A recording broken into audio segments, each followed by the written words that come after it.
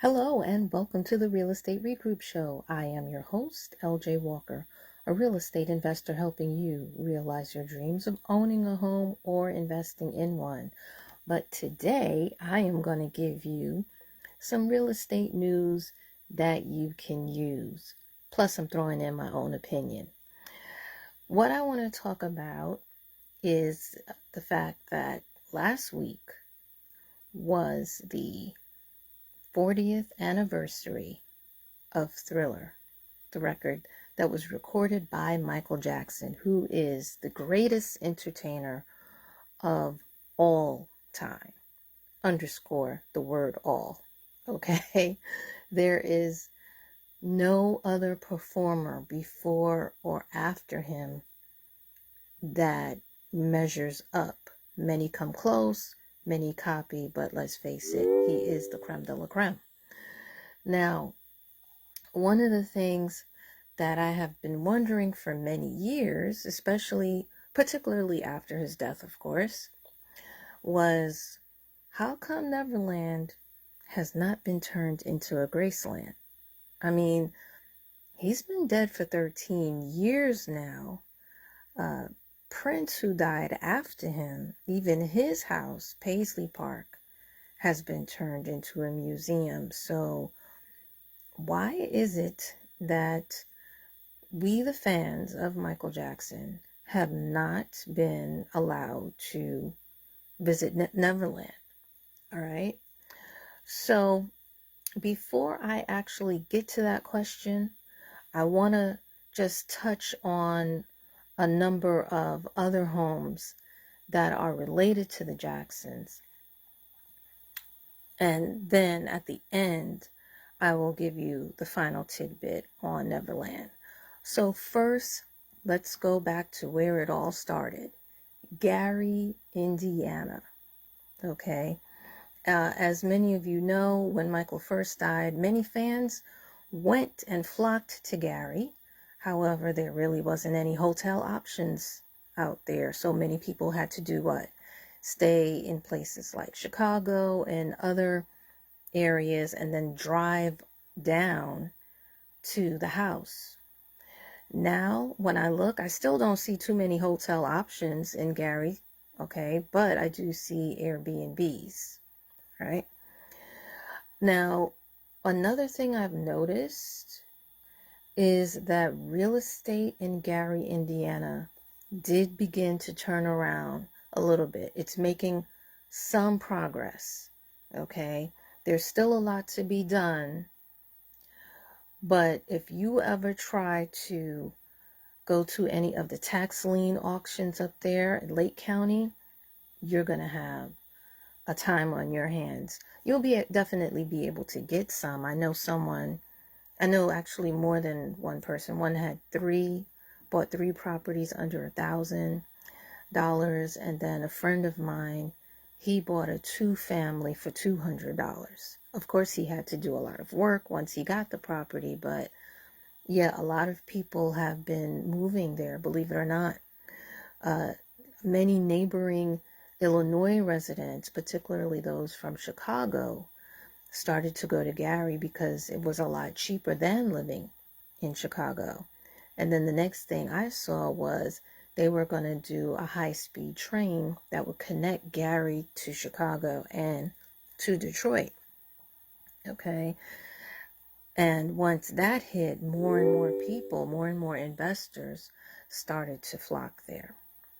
Now, in the past, again, right after Michael died, I heard that they were going to build an amusement park, a museum, a hotel, put in a golf course and a zoo, but I haven't really seen anything. And then recently, a friend of Michael's also said that he was also considering the same thing. The mayor, in addition to all of that, wanted to buy the home next door, turn that into a museum shop, next door to the home that the Jacksons had. Again, I know that progress is slow, But I just felt as though 13 years was enough time for at least a shovel to go into the ground or something, and with all these changes that are occurring, again, I just, maybe I need to be a little bit more patient, because to be honest, even though I'm an investor, I'm not a real estate developer. But I still feel as though things should have moved a lot faster, and I'm a little disappointed. When all these things are complete, hopefully I will still be alive to see it and enjoy it, because I will definitely go. But as of right now, I have not been to Gary, Indiana. Okay. But there is so many things that they can definitely promote. They do have the beach, and it's just it's just a little puzzling for me. Okay. Next, the next house that I'm going to speak of, that we know that belongs to the Jacksons, when they left Gary, as many of you know, they went to California. The house that they lived in California was brief, okay? But the main house that they eventually settled in was Havenhurst. Havenhurst right now, they have a thriller night, which occurs around Halloween, and it's used to raise money up for various charities that the Jacksons are involved in. I haven't been to that particular part of California either, and I haven't seen Havenhurst. I have seen many of the other houses that the family has, well, particularly the ones that Michael Jackson owned or lived in. All right. But going back to Havenhurst, Havenhurst was bought by the father, Joe Jackson, okay? But later on, renovations and remodeling needed to be done, so Michael stepped in to help his parents. Michael had 50%, Joe had 25%, and Catherine, his mother, had 25%, okay? There is a bit of a controversy surrounding Havenhurst. I'm not sure if everything is settled as of yet.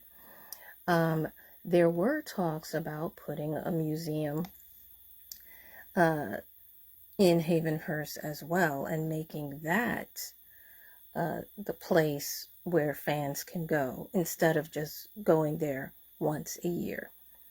I'm not sure where that's going to be, when that is going to actually occur. But again, I know that previously there was an issue where there was a quitclaim deed that was placed on the Havenhurst house, and it had the mother, Catherine's, her name, her signature on the paperwork. I thought that it was weird because, first of all, as I mentioned before, she already had 25%, and then since Joe died, she probably had the whole 50, if I'm not mistaken. The kids, Michael's kids, from my understanding, they are in a trust. They wouldn't have, even though their names are on it, but they don't necessarily have the full rights to it until they turn 35. This is the information that I read, and I basically went to like Forbes and Business Insider, not so much Entertainment Tonight. I basically went to the financial newspapers for this information, okay? So anyway, it was just strange. Why would you have to do a quitclaim deed if your name is already there? So I do think it's suspicious. Now, I did see an interview where Jermaine was saying he believes that the estate put her up to this. I'm not sure. Or he implied that he believed that this is what happened. I'm not sure. but I know that I did do a video many years ago mentioning that you do have to definitely look after your older parents and watch them, because sometimes they think they're signing one thing when they're actually signing something else. And you have to keep in mind, at the time, Miss Jackson was 86 years old. Okay, so she's 86 years old. She's signing paperwork, and then years later, she was claiming that she was being abused. And there's court papers and court documents on that as well. Not from the estate, from a family member, allegedly. So again, when you have elderly parents or grandparents, please keep in touch with them, be on top, because a lot of these contracts, they'll be several pages long. They're not going to sit down there and read it. All right. And even if it's not several pages long, a lot of times they can be very trusting, and they will believe what a person tells them that might not be a very honest person. Okay. So that's a lesson that I definitely want you to keep in mind. All right, so now let's move over into Neverland Ranch, that property in question. Okay, let's really delve into it. So Neverland is 2,700 acres. All right. Michael purchased this in 1988, but he didn't live in it until 1992. Those dates, I need you guys to edge that into your memory. Why? Because a lot of his accusers accused him of touching them in the 80s at Neverland. How could he touch them if he wasn't even living on the property? Ding, ding, ding, ding, ding, ding, ding. Okay. All right.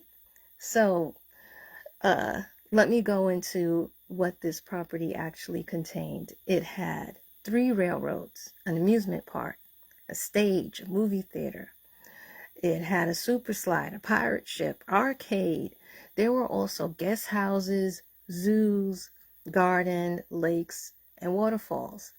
So again, the question popped up in my mind, with all that it had, with all its beauty, why didn't they turn this into, if not a museum, but a place, open it up so that us fans can go and look? Because when you look at Graceland has 500,000 people that visit it every year. Paisley Park, which is Prince's estate, has an estimated of 600,000 people that visit it. And like the minimum pass or the minimum ticket amount right now is about $50 to enter. I've actually been to Graceland, let you know. All right. I've also seen Michael's other properties. I didn't actually walk on the property. I did the celebrity bus tour. Okay. So I'm thinking to myself, with, I know that Michael has way more than 500,000 fans, way more than 600,000 fans. He has millions and millions and millions of fans that still visit the Gary, Indiana property, that still come to California and do the celebrity home tours, that go also to Las Vegas and look at the homes that he had there, that he rented. Okay, so I'm like, what's happening here? So I did a little deep digging, and I also saw where some fans also had the same question as I did. On top of that, some of you were also questioning Why did it go for 22 million instead of 100 million? Well, after I dug a little bit, what I found is that the home actually at one point was facing foreclosure. Michael did a joint venture with Colony Capital, who purchased his mortgage notes for the property, all right, in order to satisfy the loan. By the way, if you guys don't know what mortgage notes is, I do teach a course on that on my website, which I will be leaving in the description area. All right. Colony Capital was able to recoup on its investment in the note plus interest and 12% above that. That's right. When you invest in mortgage notes, you get double-digit returns often. Not always. It's not guaranteed, but a lot of times you do. Okay. After that was done, and before he died, Michael Jackson had taken out another loan. That one was from Bank of America. But Bank of America sold his loan to Fortress Investment Group as soon as the allegations came up. See, a lot of people think, oh, they go to one bank, they take out a mortgage, and that bank keeps their mortgage. No, they don't. Banks make their money by selling your mortgage. Okay? After that happened, Barclays Bank refinanced the loan from Fortress. All right? Now, some people say that the allegations lowered the value of the home. I don't believe that they did, to be honest with you. Yes, if there are sex offenders in an area, the value of a home goes down, but it normally only goes down by 4%. Okay. I think that the real issue as far as why the value of the home went down is because there was a $270 million loan on the property. And normally if there's any kind of lien or judgment or anything like that, you normally calculate that in when you put in your bid to buy a property. Okay? You normally, most real estate investors and most savvy homeowners know not to pay the price of the home. They know that you need to go do your title search and find out what's owed on the property, what lien is on the property before you put a bid on it. Okay? And I believe that that is why it was sold for less money. Okay? Moving along. Now, the other issue is this. Michael actually wanted the property to be open even before he died. He did open it to cancer, kids who had cancer, kids who had AIDS, and then, of course, kids who were also in the industry, or I guess trying to be in the industry. However, he was refused because that area is zoned for residential use only. All right? So that is one of the main reasons why Neverland is not made into a Graceland, or hasn't been made into a Graceland. All right? On top of that, I think that it could have been pushed, but I think that might be also because Michael, at the end of his life, he left Neverland. He said the allegations just made him uncomfortable and it tarnished and tainted the name of the place. So that's why he had stopped living there. And I was thinking, well, maybe also the family did not want, because it probably also has a negative impact on the family as well, brings up memories, negative memories, because of the allegations. And to honor him, maybe that's why they didn't have that done. Who knows? But there's a silver lining in the cloud that I want to share, and that is California has now changed the zoning restriction laws and made it so that the zoning restrictions can be changed and manipulated by local government agencies or local government groups. They did this last year, 2021. So who knows? The property now is owned by Ron Burkle, who was a financial advisor to Michael and also a friend. He says that he is going to restore and revitalize Neverland, but he didn't say that he was going to open up the property to the public. That's the thing. And then the other issue that I've read about is that because the area is quiet, some neighbors fear that tourists will change it. Here's the thing. I looked at the map of where Neverland is, and I really don't see a whole lot of houses nearby.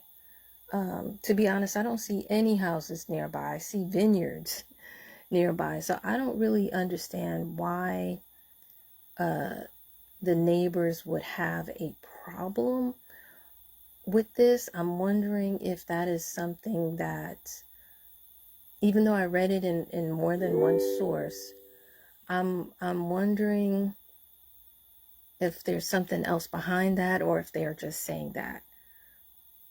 Because truth be told, the guest houses could be turned into villas. Hotels can be built on the property along with parking lots. So many things can be done with 2,700 acres of land that I just don't get why there's any pushback. You know, you guys go to Google Maps and just type in Neverland and you'll see what I'm saying. But again, I've never physically been there. For those of you who have, let me know in the comments section what your thoughts are on that, because I just, it just still doesn't sit right with me. It really doesn't.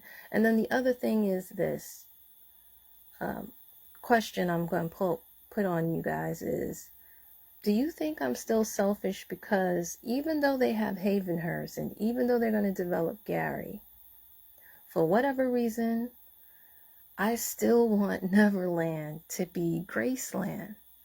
I'm not sure if it's because, you know, Michael Jackson, his business acumen was so, you could hardly find too many musicians of his caliber, number one, but not too many musicians also have a good business acumen, and he had both. He had both. And then on top of all of that, he was a black man. So to me, it represents black history. Yes, I'm happy about Paisley Park, but Paisley Park is Prince. And I do love Prince, and I'm a Prince fan. But Michael Jackson will always be number one for me. Okay? And I would just hate for it to just wither away, you know, and for nothing to be done to it. So you guys just tell me what your thoughts are. Do you want Neverland to be a Graceland? Am I being selfish for wanting it? And if you had Neverland, if you were Ron Burkle, what would you do? What would you put on that property? Yes, it is expensive to maintain the property, you would have to hire a lot of people, which means that there would be a lot of jobs. Okay, but I know that you can I know that you can develop things on land. Some of the land is flat, some of it I can see is not so flat. So you would be limited as far as what you can do. But I'm studying land development, and I know what can be done and what could be done to make money. So that whole thing about, oh, land just sitting there, I personally just wouldn't let the land just sit there. I would actually do something in order for it to profit. And like I said, I mean, honestly, I think people would come even though the amusement park has been removed, even though the zoo has been removed. I think that many fans would still like to come and would pay a price to enter the gates to see Neverland just the way it is, without them doing anything, without them restoring anything at all, you know? So, anyway, guys, um, I'm just dying to hear your feedback and would love to hear your response. That's all I have for you for tonight. Hope all is well, and see you again next time.